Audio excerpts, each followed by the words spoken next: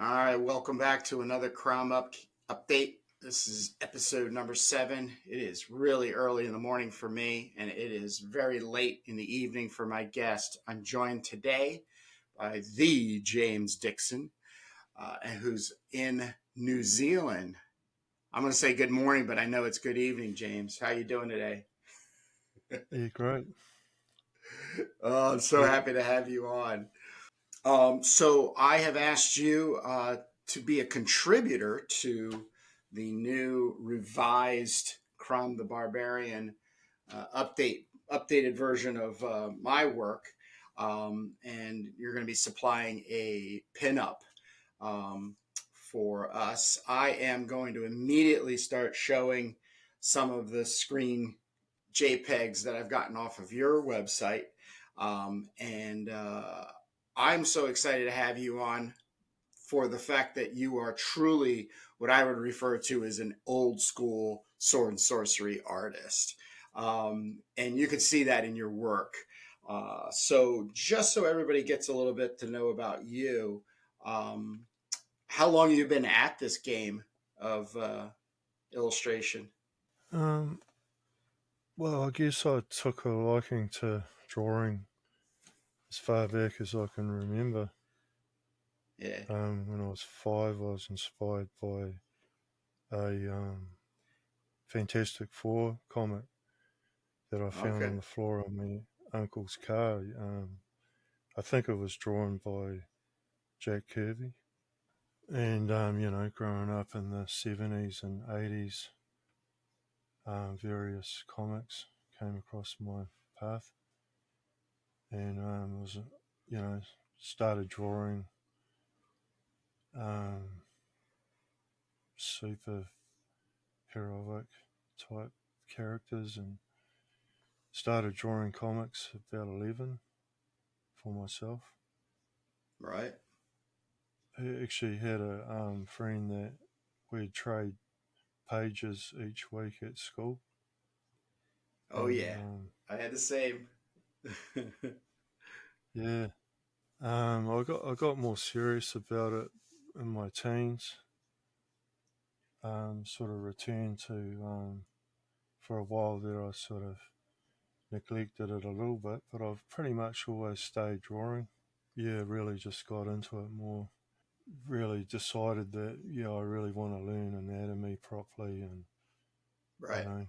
be able to make good work. And I probably around the age of 17, I made that commitment and followed and just carried on following it.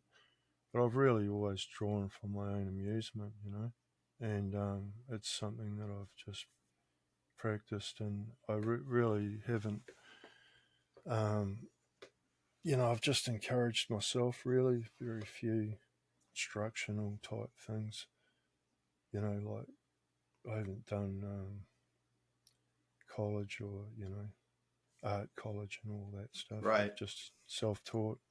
So, as a attraction to sword and sorcery or fantasy art, as they called it, in a broader sense, what is it about fantasy that art has you excited about? Well, I think I've got a really vivid imagination, so I've always been attracted to creating things that don't exist. I've found more pleasure Yeah, in that. Anything. The more exotic it is, the more fun I find with it. definitely You with the know, imagination. Yeah, the inventing things.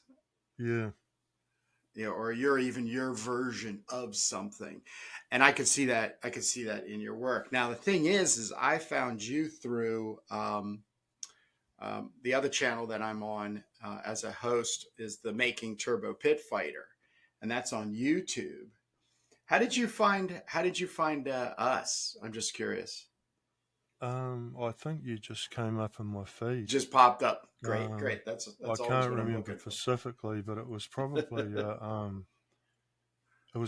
one of those ones where you go through a comic, Right. where Yes. Yeah. Jake Yeah. and yourself, Yep.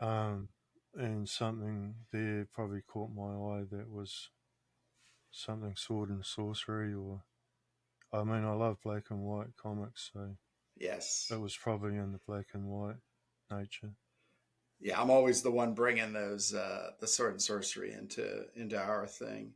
But Yeah, yeah, I think you had made a comment on that video, and then what I usually do is, because we're such a young channel, anybody that does make a comment, I then jump over to their YouTube channel, and then in the about section, which I just want everybody to know is probably the best thing to do for yourself as an artist if you're trying to promote, because you had your website Drawn Swords in there, and I clicked to that, and the first thing that comes up is this image, and I'm going to flash it on the screen, and I was like, oh wow. So that's exactly why I then contacted you and then sent you a copy of Crom the Barbarian, which didn't take the 30 days that the print on demand company I used to get it shipped out to you. Um, it got to you, so I'm so excited. What are your thoughts about Crom the Barbarian? he's a bit like Conan, isn't Yeah, the blonde haired version. he? Yeah, blonde-haired version. Um, yeah, the original comics are quite good. They're they get away with it with few panels as possible. 10 pages and they just jam that story right in there, but it's a treat. Yeah. I think the whole book sort of had just enough to give you a good introduction. Did you come up with the sword? I did come up with the design for it. Of course, it's mentioned in the originals, but it first is originally uh, uh, called Skull Cracker. And I don't like the word cracker. It just has too many other like connotations to it. Yeah, But then I don't know if it's in the same story, because Fox was a pretty he was hammering these things out. But then I hear it's a skull biter, so I was like, oh yeah, yeah, yeah. And then that led to the design. I got a good illustration right in the first one. It's claiming skull biter, and yeah, yeah, here it is. And so the idea is that I want it to be a more Viking style instead of the Christendom version, where you would have it basically the swords across. But and then of course you know, the mouth is coming then leading into the blade of the sword. yeah, So it worked. It worked there. yeah. So and obviously as a visual element, um, that's going back to your statement about fantasy seems to also be losing a little bit of its edge in these times, where it's almost like people are a little afraid of what's in their heads, and the versions of them, of things just like barbarians or Vikings and the such. But for me, and I kind of sense this in your work, correct me if I'm wrong, but it's kind of the rawer the better. I really like working in graphite, but Yes. I also like the look of inks. Lots of black ink and lots of hatching and texture and detail. Yeah, it really Now goes I with the I whole genre, doesn't it? Yeah, yeah, yeah. Now I'm dying to know if you've had any any any reactions to this and inspiration for your pinup, Crom pinup. Yeah, well, it's sort of led from one thing to another. Like at first, I thought, oh well, the spider god Ah, looked like yes. a good one to do, and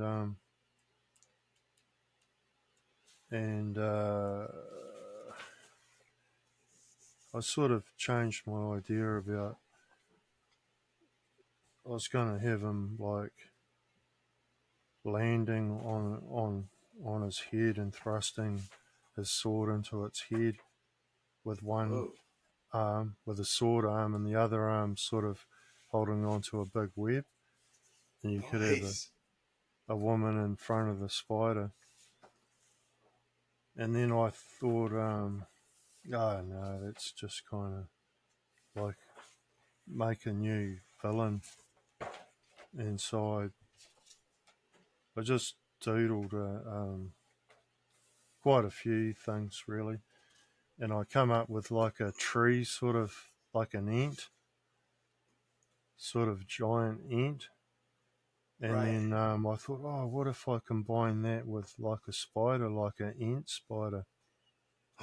So that's where I am lately.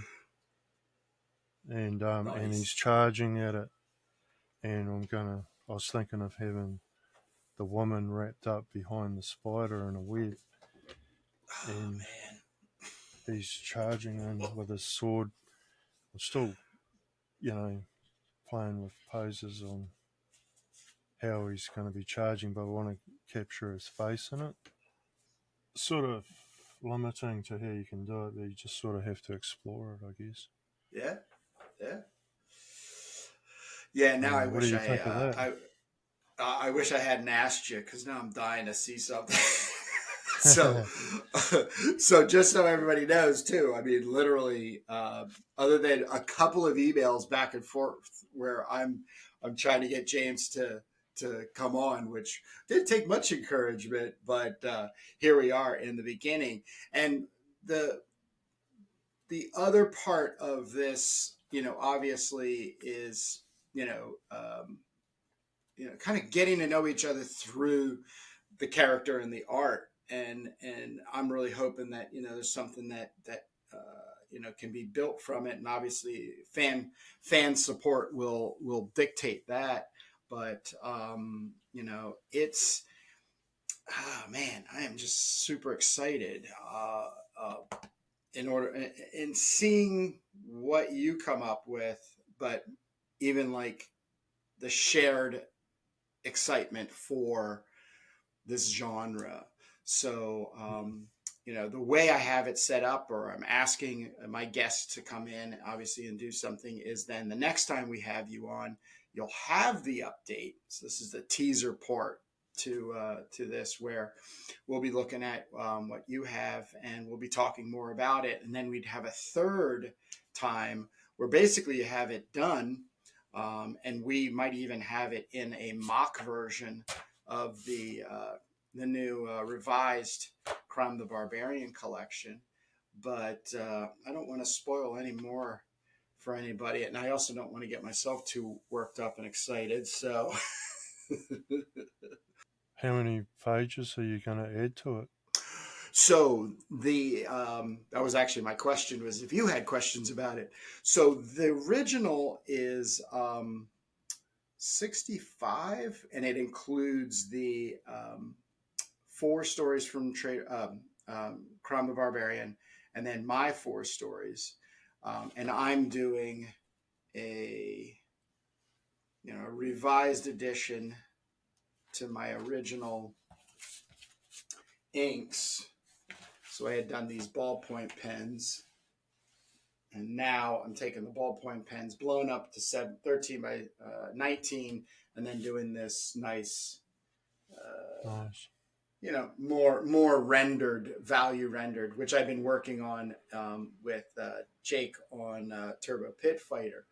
But there's a lot of content that I have that I haven't released, or I haven't put it kind of all together, because there's 3 stages of Crom's existence that I have worked on. Um, Gardner Fox and John Junta's is what I call the middle Wonderlust adventure time. Mine is the youth. So, that first story I did where he's claiming Skullbiter. So he does get Skullbiter before he's out on his adventures. And he's a Tarzan kind of jungle guy. And then the third part is illustrated, and I want to expand these illustrations for Crom and the Warlock of Sharador. which is an old Planet stories that Fox wrote in 52, 53.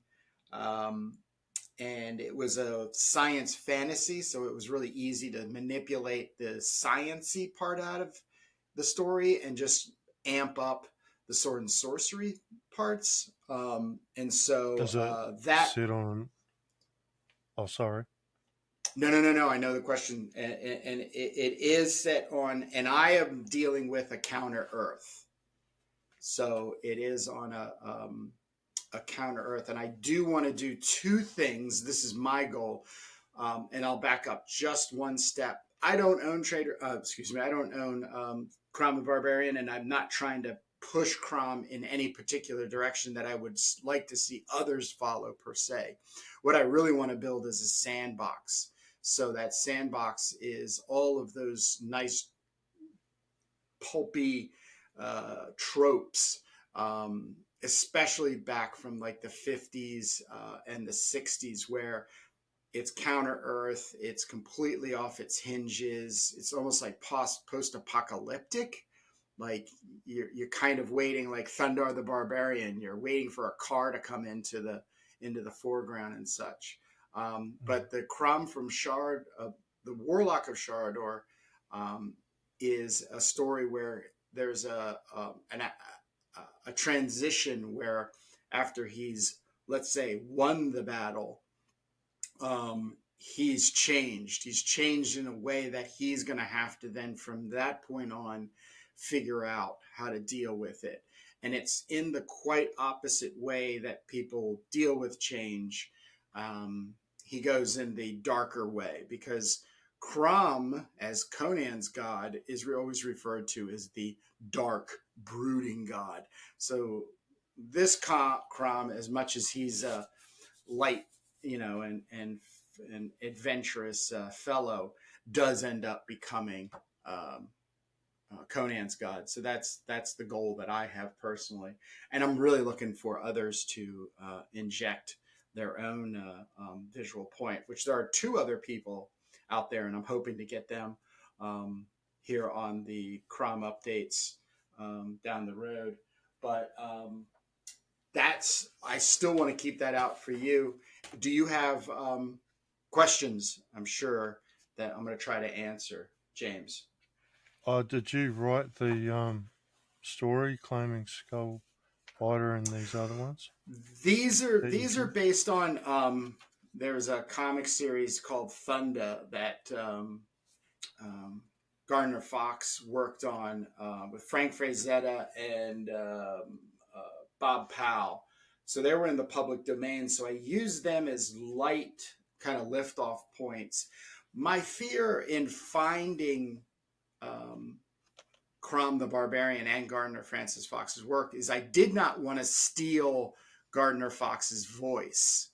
So I always wanted his quirky oddness in how I find him storytelling, which I also share with him. I'm not the best writer. I'm not the best, let's say, audio storyteller. I'm definitely an artist, and I have everything working in the visual means, but I just didn't want to just, like, as I refer to it, steal the character and make it completely my own, doing whatever it is. It's in the public domain, and I'm totally cool with people doing that. But it's been very important to me that Gardner Fox's voice is kept at least into the grander sense of development of the character from my point. Um, do you want Crom to be depicted in any particular way with my Now pictures in it? that's an exciting part for me, is because I'm not forcing anybody to adhere to some sort of visual standard or even time frame. But Yeah. the really cool thing about like, let's say, like Viking or medieval storytelling, or times, the way we've kind of been connected to it or brought from, let's say, history, like the Viking sagas. Those are just interpretations of something that happened.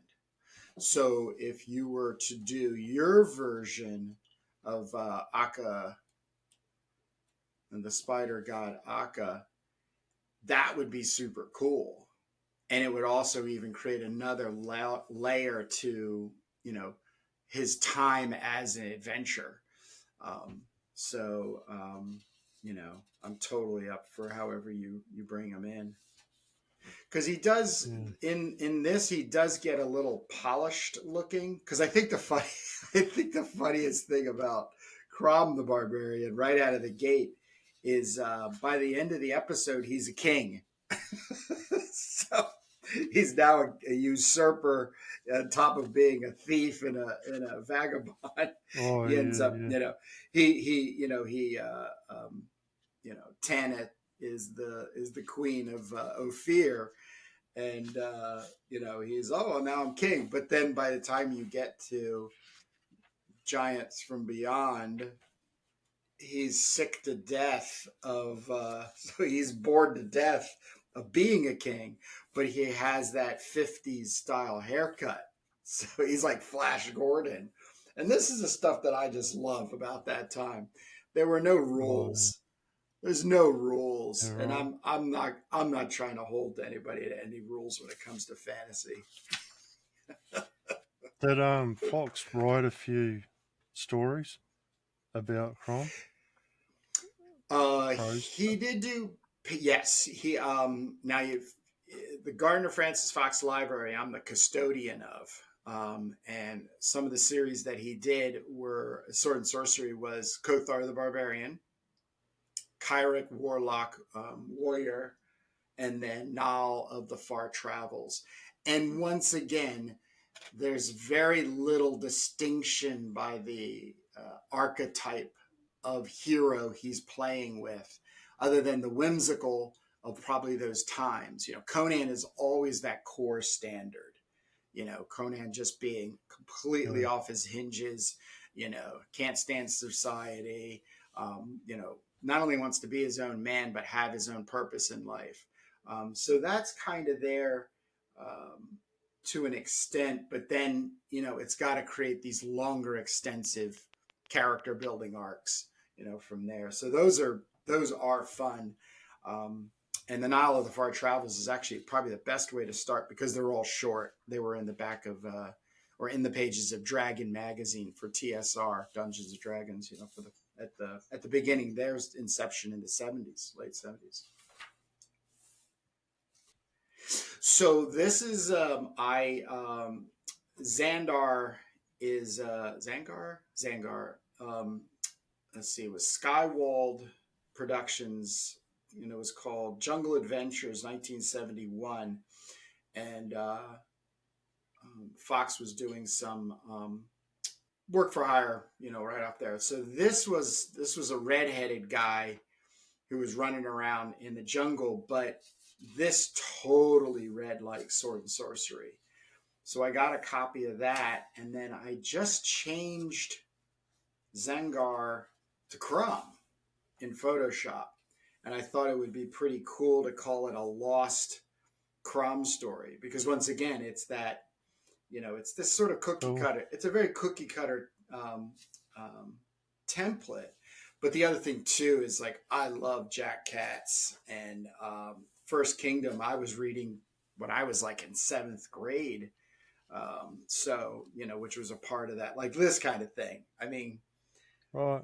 you know, that's how do you it's that had to get reprinted. So, oh yeah, and then I Yeah. photoshopped the hair from orange to yellow. So, and then voila, a lost Crom part, a wrong cross, lost Crom story. Oh, it is Jack Katz Yeah, yeah, that drew it. yeah, Wow. yeah. Isn't it I didn't great? realize that. Yeah, Yeah. yeah. And that's another part of just me as a, I guess even like I would say like a business model is there is just so many better things out there to be reading and watching than what's being put out now. And I hold myself to that Yeah. standard. But going back to even just how small a world Sword and Sorcery is, not even Sword and Sorcery comic books. Um, it's a tough Yeah. crowd pleaser. But that's one of the other reasons I'm bringing inviting other individuals like yourself in, because the standard for me is, if I'm going to work with somebody, I'm hoping, and I have found that this is true with you as well as David Molina. Um, we have a kindred place we're dealing with, so we're really kind of coming from and heading in the same direction of wanting to contribute to, you know, what others have done before us. I'm looking forward to Titan Comics putting out the Savage Sword of Conan next year, Yeah, the magazine. yeah. Fire and Ice is another good one. I have not pulled the trigger on yet. I'm kind of one of those people that did fall back Oh, yeah. into not wanting to get all the floppies and waiting kind of for the trade Yeah. paperback, but I'm getting way super anxious. So I think I'm going to go and get some of them down at my local comic shop. But Have you seen the artwork for it? yes, yeah, yeah, Oh, yeah. The Fire and Ice yeah. or Yeah, the set. yeah, Fire and Ice. Yeah, I can't remember if I saw it or not, the artwork. Um, I has it only believe. just come out? Yeah, and it has. This is one of my biggest pet peeves is I just like black and white. Yeah. I'm really stuck in that space, and I don't want to really ever leave it. But I also know if I'm dealing with a very very very finite following within Sword and Sorcery comics, and then you're trying to just produce something black and white, it's like, how less of a following are you going to have? But there has been insurgence for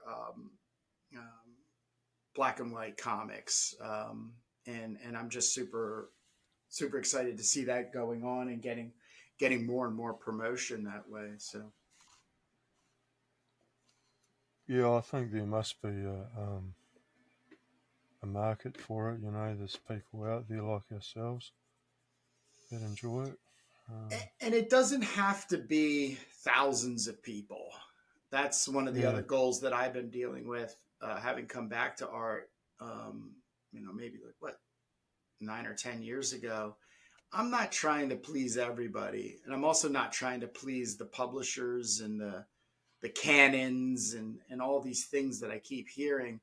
I want to A, please myself, and then B, I want to find somebody that it also pleases. And I think that's, Mm. once again, another reason why I wanted to get this Crom Updates together, is to be able to find other people that this would serve just as well, you know. So we'll see how it goes. I haven't even launched the new website yet. I'm just building the content, so we have stuff up coming up every week. So this is episode 7. Oh, So yeah. yeah, I'm actually working on. What's the web? The website will be cromthebarbarian.com. It is. I've owned it Oh, for quite a while, but I've just moved it from WordPress to Squarespace, which are the website oh, that I build my websites and manage them that way. But yeah, I'm super excited because a lot's come in the way of support through having a website, and it'll be blog style, and it'll have a lot of links to be able to help promote the individuals that are contributing to the Crom legacy and real fantasy art. So, do you have yeah. any other questions for me before we jump out of this one, James? Um, I can't think of anything. Well, like I said, I'm going to have you back on. There's no rush, by the way. I'm not putting anything in the way of too much of a scheduling. Um, I'm hoping to actually have something on my side together probably in March of next year. So all of these pages will be re-inked, if you will. And then I will reach out to whoever's, um, got something that we can put into a mock issue, a book where I can then get it out to you guys. and then we keep talking and working. But the ultimate goal is to do an Indiegogo for support financially to get some books obviously up and moving and the attention out Oh, there. cool. So, and that would be, most definitely a spring thing. And the Crom, excuse me, the Turbo Pit Fighter has been a super resource. And we're interviewing indie comic creators over there. So a lot of them have already gone through the trials and tribulations of doing it, a crowdfunder like Indiegogo. So we'll get some good love and support out of that, and I'll hope it'll kind of back into this as well. So we'll see. We'll see. That's the arts. Yeah. So, you shall I just go ahead and make the piece, or you want Yeah, I think what we'll do is we'll end here, and then you and I can get into even some more details, so we don't bore these people too to? Oh, much in the yeah. way of that. But so let me thank you once again for agreeing to get involved in this. It's super exciting, and I'm so looking forward to not only what you do, but also working with you on this, Oh, and also hearing from you. thanks, Kurt, and it's a pleasure to be a part of it. Awesome. All right, James. Until next time, you take care.